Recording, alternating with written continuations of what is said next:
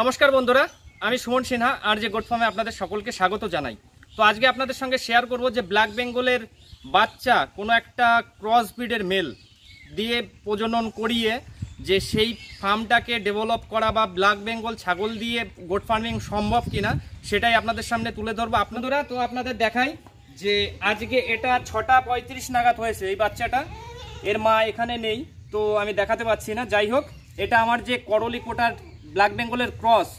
একটা কথা ভালো করে শুনবেন যে করলি কোটা ব্ল্যাক বেঙ্গলের ক্রস কোনো পিওর ব্রিড নয়, কিন্তু সেই মেলের বাচ্চা সকাল 6:35 নাগাদ হয়েছে আজকে সকালে 26শে জানুয়ারি। ডেটটাও আপনাদের সঙ্গে শেয়ার করছি। আর এটা হয়েছে মোটামুটি 1 ঘন্টা হলো। আমার ফার্মের যে পুরনো ভিডিওতে দেখবেন যে বড় একটা মেল আছে, সেই মেলটার ব্রিডিং করানো। কারণ আমি আপনাদের সঙ্গে এর আগে শেয়ার করেছি যে আমার যে বড় মেলটা রয়েছে সেই মেলটাকে সমস্ত বড় ছাগল ব্রিডিং করিয়ে তারপর কিন্তু আমি বিক্রি করে দিয়েছি। তো সেইখানে দাঁড়িয়ে আজকে সকালে এটা হলো ব্ল্যাক বেঙ্গল করলি কোটার ক্রস, আর এটা হলো কোনো একটা ক্রস ব্রিড। সেটা অ্যাকচুয়ালি কোন ব্রিড বা কোন মা ছাগলের বাচ্চা সেটা আমি জানি না, তবে একটা মিক্স ব্রিড। তার বাচ্চা হয়েছে 1 ঘন্টা বয়স। আর সবথেকে বড় যে বিষয়টা আপনাদের সঙ্গে শেয়ার করব যে ব্ল্যাক বেঙ্গল ছাগলের দুধ হয় না, বা ব্ল্যাক বেঙ্গল ছাগল যে আটকে ফার্মিং করা হয় সেই ফার্মিংটা সম্ভব নয়। তো আমার জায়গাটাকে আমি পুরো দেখাতে বলবো যে 10 কাঠার মধ্যে আমার ফার্ম রয়েছে। আর এখানে ছাগলের সংখ্যা 75টা প্লাস হওয়ার পরে কিন্তু আমি আস্তে আস্তে কিছু ছাগল কমিয়েছি। আর এইখানে দেখাবো যে এটাকে আপনারা দেখলে বুঝতে পারবেন যে এটা ব্ল্যাক বেঙ্গল না মিক্স ব্রিড না ক্রস ব্রিড। তো ছাগলটাকে আগে দেখাই, তারপর এর সম্পর্কে আমি বিস্তারিত আপনাদের সঙ্গে শেয়ার করব। আর যে গোট ফার্ম প্রমাণ সহ কাজ করে, প্রমাণ সহ ভিডিও করে, যে নিজের অভিজ্ঞতা। আমার কিন্তু ট্রেনিংয়ের কোনো রকম সার্টিফিকেট নেই। আমি আজকে 2 বছর 3 মাসের ওপরে হয়ে গেল ছাগলের সঙ্গে যুক্ত আছি। আমার বাস্তব যে অভিজ্ঞতাটা রয়েছে সেটাই কিন্তু আপনাদের সঙ্গে শেয়ার করি। আর সেইখান থেকে যে আমি 10টা ছাগল দিয়ে গোট ফার্ম শুরু করে আজকে আমার 75টা প্লাস হয়েছিল, তারপরেও আজকে এই যে বাচ্চা প্রতিনিয়ত হচ্ছে, এখনও 15টা ছাগলে বাচ্চা দেবে। তো যেটা এর বিষয়ে বলবো সেটা হলো যে মা ছাগলের দুধ হবে কিনা। বাচ্চা হবার পরে যেটুকু বাচ্চার পর্যাপ্ত পরিমাণ দরকার খেয়ে কিন্তু ওরা এখন ঘোরাঘুরি করছে। আর এই যে মা ছাগলের ওলানটা দেখুন। তো আমি যেটা আপনাদের সকলকে যে সাজেস্ট করি যে নতুন যারা ফার্মিংয়ের সঙ্গে যুক্ত হতে চাইছেন তাদের যে কাজটা করতে হবে সেটা হচ্ছে ঘাস চাষ। বা ব্ল্যাক বেঙ্গল ছাগলের পালন করতে গেলে গেজিং এরিয়া বা বেশি রকম স্পেস লাগে কিনা আমার জানা নেই, তবে আমি এই 10 কাঠা জমির মধ্যে আমার 75টা ছাগল ঘুরছে চড়ছে। এর মধ্যে আমার পেছনে আমি একটা জায়গা দেখাতে বলবো যে পেছনের যে জায়গাটা রয়েছে এই এরিয়াটাই কিন্তু আমি কোনো এক সময় ছাড়তাম, কিন্তু এখন এতটা জায়গা ঘিরে যে লোকের ক্ষতি করে আমার কোনো ফার্মিং করার কোনো রকম ইচ্ছা নেই। যে কোনো কারণে ছাগল বেরিয়ে গিয়ে লোকের ক্ষতি করতে পারে, সেই কারণে কিন্তু এই জায়গাটা টোটাল বন্ধ করে দিয়েছি।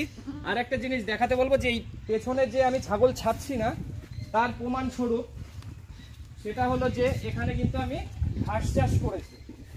আপনারা দেখতেই পাচ্ছেন যে এখানে কিন্তু আমি ঘাস চাষ করেছি। 1 জানুয়ারিতে ঘাস লাগিয়েছি। এখন ভিডিওতে সম্পূর্ণ দেখতে পাবেন কিনা বুঝতে পারছি না, তবে চেষ্টা করব দেখানোর জন্য পরবর্তী কোনো একটা ভিডিওতে যে এখানে আমি ঘাস চাষ করেছি। তো এখানে ছাগল গেজিং করানোর কোনো স্পেস নেই।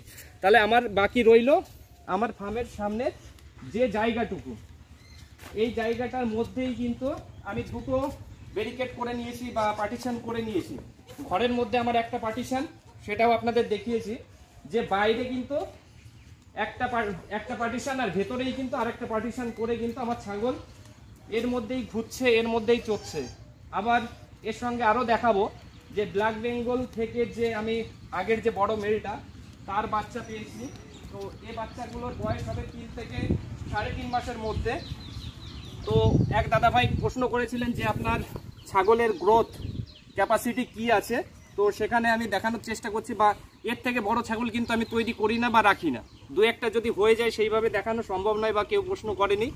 আমি চেষ্টা করব পরবর্তীতে সমস্ত আপডেট বাচ্চা জন্মানোর থেকে বিক্রির দিন পর্যন্ত আপনাদের সঙ্গে শেয়ার করা। তো এখানে দুটোই কিন্তু মেল যে খাসি ছাগল, আর এখানে সব ছাগল তো আপনাদের প্রতিদিন আমি দেখাই। তো আপনাদের সঙ্গে এটাই শেয়ার করব যে বাইরের কোনো ব্রিড দিয়ে ফার্মিং করার থেকে আমাদের পশ্চিমবঙ্গের যে ব্রিডটা রয়েছে ব্ল্যাক বেঙ্গল, ব্ল্যাক ডায়মন্ড যাকে বলে, তার উপর কাজ করে কিন্তু আমরা একটা ভালো রেজাল্ট পেতে পারি, বা আমাদের যে জীবনধারার পরিবর্তনের কথা আমি বলি সব সময়, সেটা কিন্তু আমরা অবশ্যই করতে পারি। তবে শর্ত একটাই, আপনাকে পরিশ্রম করতে হবে, নিজের কাজ নিজেকে করতে হবে, নিজের ফার্মের পরিচর্যা বিষয়ক যাই কিছু হোক না কেন নিজেকে করতে হবে। আর নতুন যারা ফার্মের সঙ্গে যুক্ত হতে চাইছেন, ঘাবড়ানোর কিচ্ছু নেই। আপনার যদি লসের সম্মুখীন না হন বা বিপদের সম্মুখীন না হন, তাহলে কিন্তু আপনি কিছুই শিখতে পারবেন না। আপনাদেরকে ছাগলের সঙ্গে সময় দিতে হবে, ছাগলের খাদ্য বাসস্থান পরিচর্যার যদি কোনো রকম ত্রুটি না থাকে, তাহলে আপনার ছাগল, আমি আমার অভিজ্ঞতা থেকে বলছি, 90% কোনো রকম অসুস্থ হবে না। যে আপনার ছাগলকে স্যালাইন লাগাতে হবে, আপনার ছাগলকে এইটা করতে হবে ওইটা করতে হবে, সেরকম কোনো গল্পই আসবে না। শুধুমাত্র যে ছাগলের সর্দি জ্বর বা পাতলা পায়খানা বা পেট ফোলা, সামান্য কিছু সমস্যা ছাগলের ফার্মে আসে। আর ছাগলের পরিচর্যা বা গাভীন হওয়ার পরে তার যদি খাদ্যের যোগান আমরা সঠিকভাবে দিতে না পারি, তাহলে যে সমস্যাটা আপনাদের ফেস করতে হবে সেটা হচ্ছে মা ছাগলের দুধ না হওয়া। আর মা ছাগলের দুধ আপনারা তখনই তৈরি করতে পারবেন যখন সবুজ ঘাসের যোগান দেবেন। তো যারা ফার্মিংয়ের সঙ্গে যুক্ত হয়েছেন বা যুক্ত হবেন, সবাইকে অনুরোধ করব ঘাস চাষ করুন। আর যে গোট ফার্ম আপনাদেরকে প্রতিনিয়ত আপডেট দিতে থাকবে যে তার ফার্মটা কিভাবে চলছে। আমি আপনাদের সঙ্গে এটাও বলি যে ভালো মন্দ সবটাই আপনাদের সঙ্গে শেয়ার করব, আপনারা পাশে থাকুন, এটাই জানাবো। সবাই ভালো থাকবেন, সুস্থ থাকবেন, নমস্কার।